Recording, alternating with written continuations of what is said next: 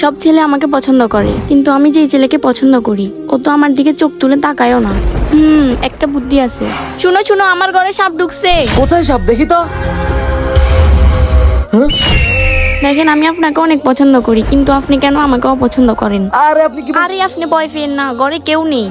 আরে আপনি এসব কি বলতেছেন? সবাইকে বলবো আপনি আমার ঘরে ঢুকেছেন। শুনো না, কাছে আসো। হে আল্লাহ, কি করব? আমার টয়লেটে যেতে হবে। এরপর হ্যাঁ এরপর ঠিক আছে, ওইদিকে আছে, যান।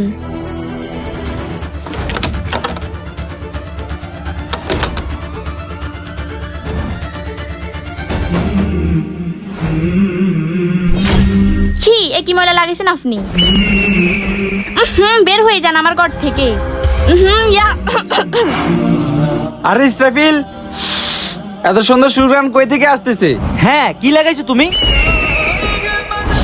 খুব সুন্দর গান আসতেছে তো।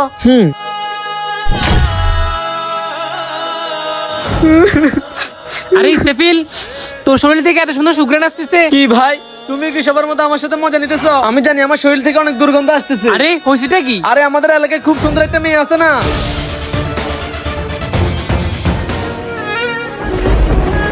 আরে আমার ভাই, তুমি আল্লাহর ভয়ে এই ময়লা তোমার গায়ে লাগাইছো, এই কারণে মনে হয় আল্লাহ তোর উপর অনেক খুশি হয়েছি। আর আল্লাহ তাআলা এই দুর্গন্ধকে এমন সুঘ্রাণে পরিণত করেছে যেটা এই পৃথিবীর বলে মনে হয় না। সত্যি?